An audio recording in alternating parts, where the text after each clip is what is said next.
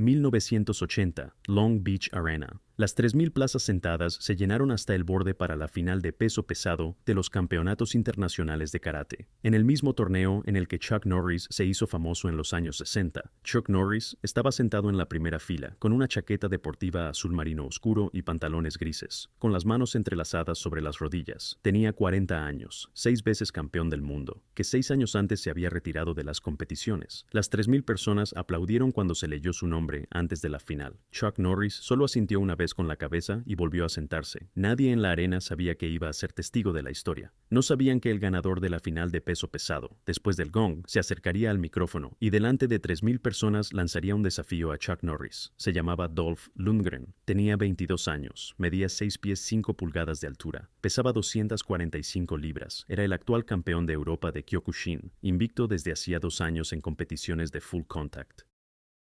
En todos los aspectos medibles de esa tarde, era físicamente el hombre más peligroso del edificio. Lo que sucedió en los siguientes 3 minutos cambió la forma de pensar de toda una generación de guerreros de karate. Dolph Lundgren había volado invitado por la Federación Sueca de Karate, un rubio de ojos azules, construido como se construyen los hombres que entrenan desde los 13 años y levantan pesas desde los 15. 4 meses antes había ganado el título europeo en Budapest y hablaba inglés con acento sueco, por lo que cada una de sus palabras sonaba un poco más dura de lo que debería. Chuck Norris, desde la primera fila de la sección A, lo observaba con la misma expresión que siempre tenía. Dolph Lundgren luchó durante todo el día a través del cuadro eliminatorio. 3 combates, 3 knockouts. El tercero, la semifinal contra un practicante de Tang Soo Do de 230 libras de Houston, terminó en 19 segundos con una patada circular que las personas de las primeras filas primero escucharon antes de ver. El equipo del practicante de Tang Soo Do tuvo que sacarlo de la lona en brazos, y la arena se quedó en silencio por un momento, de esa manera especial en que una arena se calla cuando ve algo que está en el límite de lo que permiten las reglas. En la final, emparejaron a Dolph Lundgren con Mike Stone Jr., un estadounidense de 6 pies 2 pulgadas, practicante de Kyokushin de San Diego, que era la única otra persona en el cuadro que no había perdido ni una sola ronda. El combate duró 1 minuto 40 segundos y Dolph Lundgren ganó por nocaut. Cuando sonó el gong, el público emitió un sonido educado y algo incómodo. El sonido que emite el público cuando acaba de ver a alguien seriamente golpeado y no sabe si aplaudir o apartar la mirada. Ed Parker trajo el trofeo. 3 pies de cromo y madera de nogal. Se lo entregó a Dolph Lundgren y se giró hacia la mesa del speaker, pero Dolph Lundgren no hizo una reverencia ni bajó de la lona. Tomó el micrófono del atril al borde del suelo, y la arena se quedó en silencio porque 3.000 personas en una sola sala entienden sin palabras cuando algo ha cambiado. El ganador de un torneo normalmente no toma el micrófono. El ganador de un torneo debería hacer una reverencia ante el trofeo, levantarlo para los fotógrafos y bajar para que pueda comenzar el siguiente evento. El hecho de que Dolph Lundgren agarrara el micrófono significaba que iba a pasar algo diferente. Y las 3.000 personas se inclinaron en sus asientos porque querían saber qué.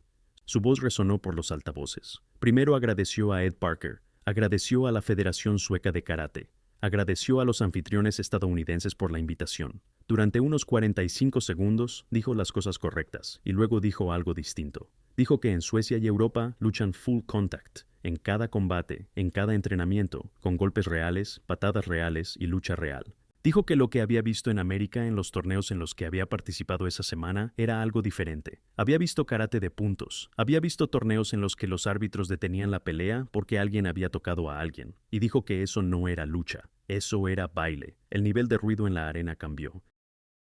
Todavía no eran abucheos, pero un murmullo bajo. Las 3.000 personas se dieron cuenta al mismo tiempo hacia dónde iba esto, continuó. Dijo que había oído hablar de los maestros estadounidenses de karate, y especialmente de Chuck Norris, 6 veces campeón del mundo, dijo, haciendo una pequeña pausa después de cada palabra.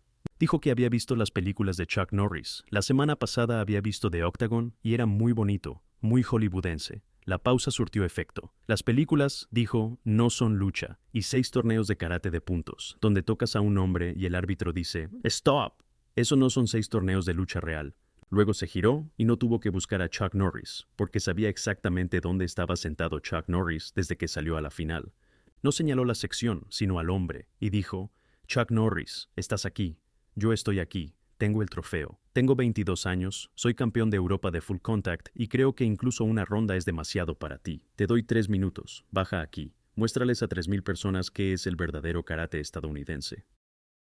La arena emitió el sonido que emiten 3.000 personas, cuando algo acaba de convertirse en historia, que contarán el resto de sus vidas. No eran vítores ni abucheos, sino una inhalación colectiva especial. El sonido de 3.000 personas que en el mismo momento se dan cuenta de que lo que está sucediendo frente a ellas ya dejó de ser normal.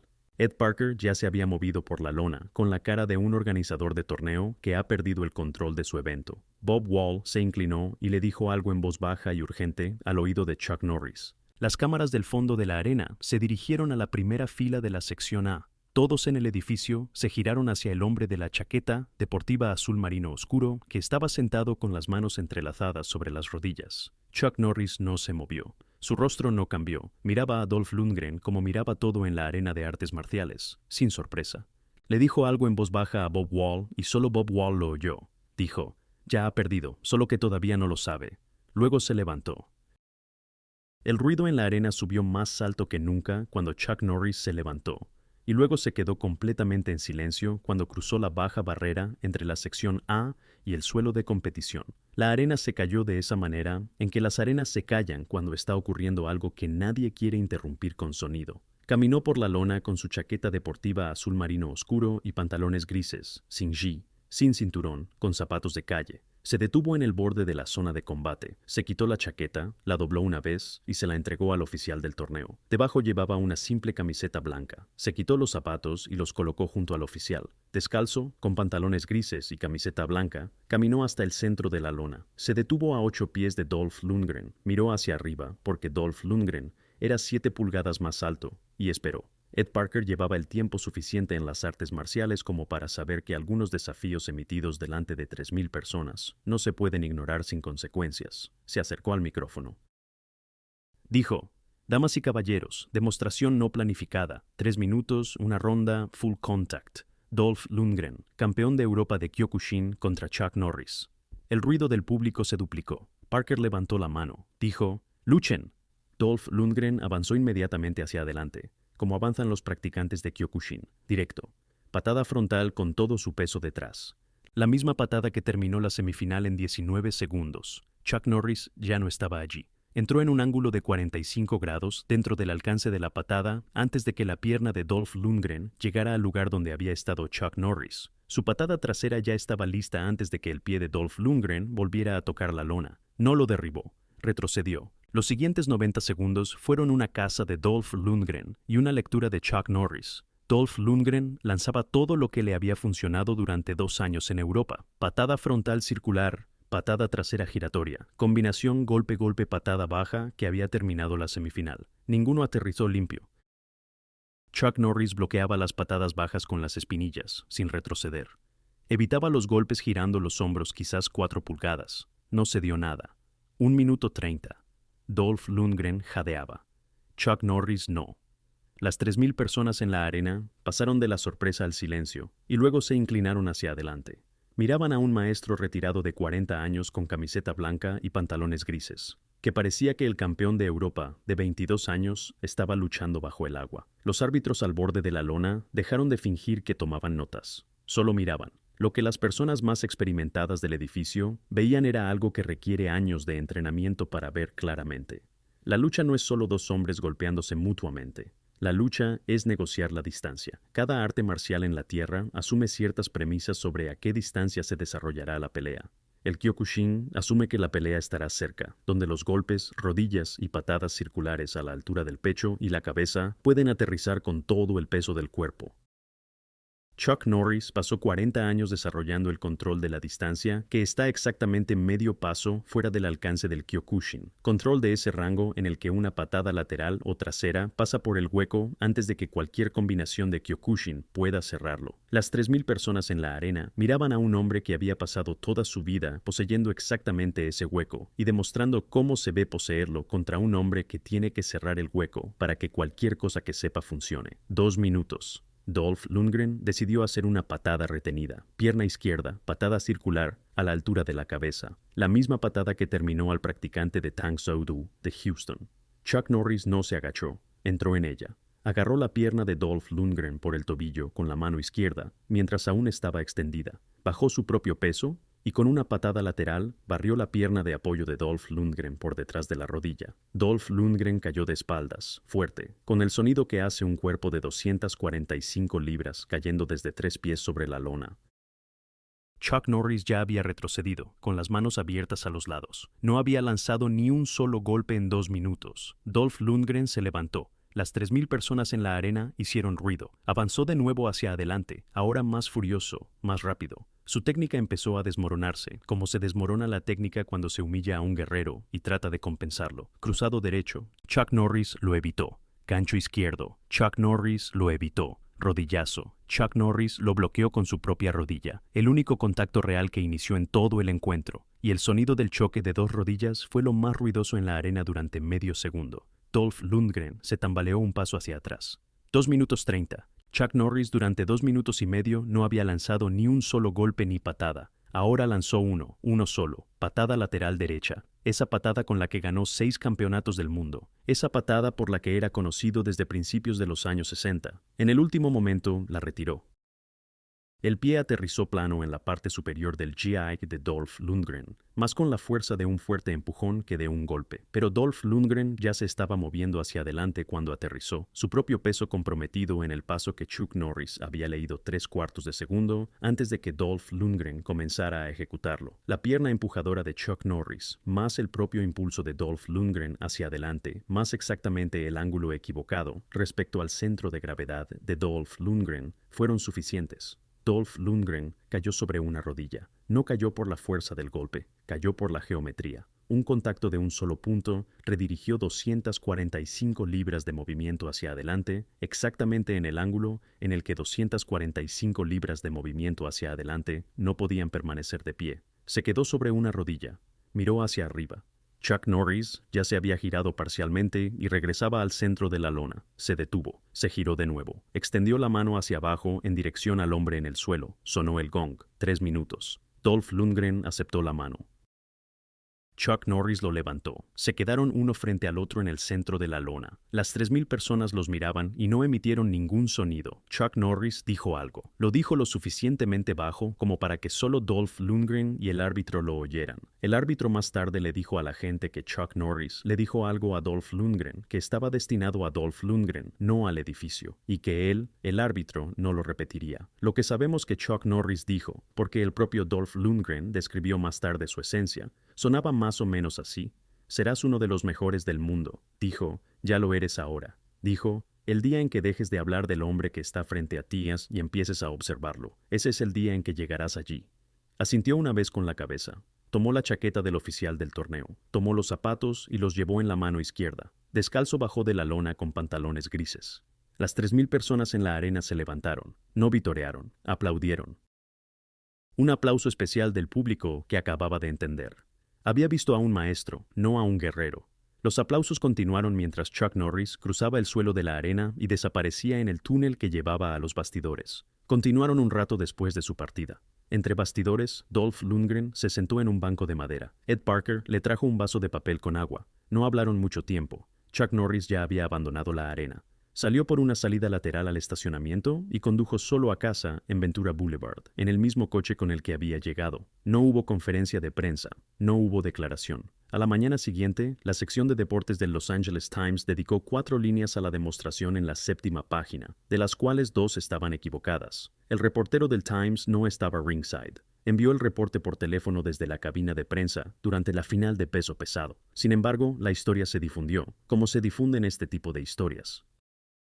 Pasó por los dojangs, por llamadas telefónicas entre cinturones negros de diferentes ciudades, por esa particular vid que en 1980 conectaba a los artistas marciales serios, tal como ahora los conecta Internet. En el transcurso de un mes, cada escuela europea de Kyokushin había oído alguna versión. La mayoría de las versiones se equivocaban en los detalles. Las 3.000 personas que realmente estuvieron allí coincidían en lo básico. Un maestro europeo de 22 años tomó un micrófono que no tenía que tomar, y delante de 3.000 personas desafió a un estadounidense retirado de 40 años. El estadounidense se levantó de la primera fila con chaqueta deportiva y zapatos de calle, sin gi, sin cinturón, sin decir una palabra sobre lo que iba a hacer, subió a la lona. Durante 2 minutos y medio dejó que el europeo golpeara el aire. Lanzó exactamente un golpe. No aterrizó con fuerza dañina. Con la misma mano con la que envió al europeo al suelo, lo levantó al final. Le dijo algo al europeo que nadie más oyó. Luego, descalzo, se fue y condujo a casa. Dolph Lundgren regresó a Estocolmo.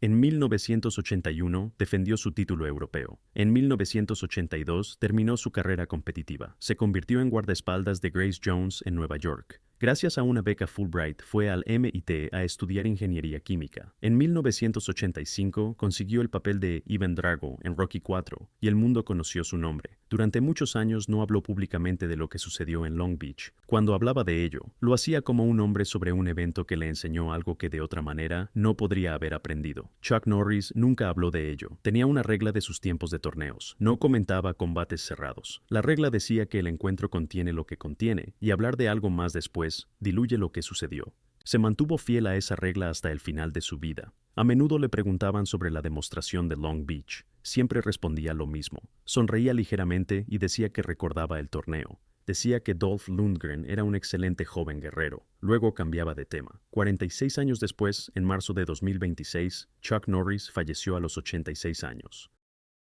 Llegaron homenajes de quienes se esperaba, de actores de acción con los que trabajó, maestros de karate con los que entrenó, senadores y gobernadores con los que se hizo amigo en la segunda mitad de su vida. Uno de los homenajes vino de Dolph Lundgren, que entonces tenía 68 años, y durante 46 años había llevado dentro el recuerdo de aquella tarde de sábado de 1980. Cuando tenía 22 años y estaba seguro de todo. Él mismo escribió la publicación, no se lo encargó a un asistente. Se sentó en su escritorio y la tecleó. Escribió que Chuck Norris era un maestro. Escribió que desde que era un joven artista marcial, y más tarde cuando llegó al cine, siempre había mirado a Chuck Norris como un modelo a seguir. Escribió que Chuck Norris era alguien que tenía el respeto, la humildad y la fuerza que se necesita para ser un hombre. Escribió que lo echaría de menos. Lo llamó amigo. Lo publicó. Quienes lo leyeron esa mañana, miembros de su generación que llevaban el tiempo suficiente para saber qué se escondía en esas pocas frases, entendieron lo que estaban leyendo. Leían el cierre público de una conversación privada que comenzó 46 años antes, cuando un joven de 22 años tomó un micrófono que no tenía que tomar y desafió al hombre de la primera fila, y el hombre de la primera fila se levantó. Lo que sucedió en la lona de Long Beach no fue una pelea en el sentido habitual de la palabra. No se declaró un ganador. Los árbitros no puntuaron. Nadie resultó herido. La demostración duró 3 minutos y produjo un solo contacto intencionado entre dos hombres. Según las medidas tradicionales de las competiciones de artes marciales, casi no pasó nada. Según las medidas que importan para las personas que realmente entrenan, pasó todo. Pasó que un hombre que no levantó la voz y no lanzó ni un solo golpe con plena fuerza, le dio una lección a un joven que la necesitaba. La lección era sencilla, pero una de esas que es fácil decir y toda una vida entender. La técnica no es suficiente. La confianza en uno mismo no es suficiente. La condición física no es suficiente. La juventud no es suficiente. El tamaño no es suficiente.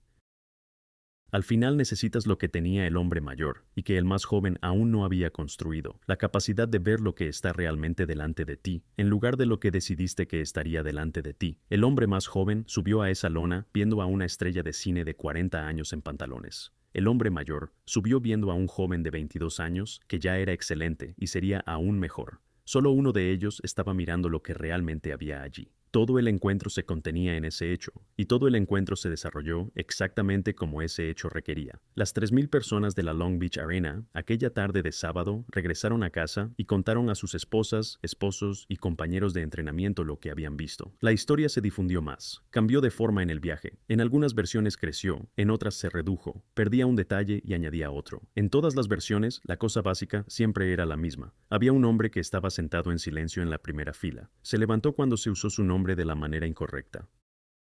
Caminó hasta el centro de la lona sin quitarse la chaqueta deportiva hasta que llegó allí. En 3 minutos, sin levantar la voz, sin ni un solo golpe con plena fuerza, recordó a todos en la arena algo que es fácil olvidar cuando se es joven, grande e invicto.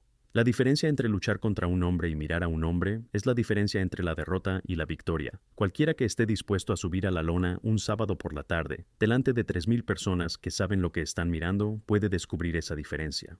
No dura mucho. A Dolph Lundgren le tomó 3 minutos. Eso cambió su vida. Desde entonces, cada año de alguna manera, le da las gracias a ese hombre que se lo enseñó. Gracias por ver y suscríbete obligatoriamente, porque la próxima semana hablaremos de cómo Chuck Norris desenmascaró a Steven Seagal.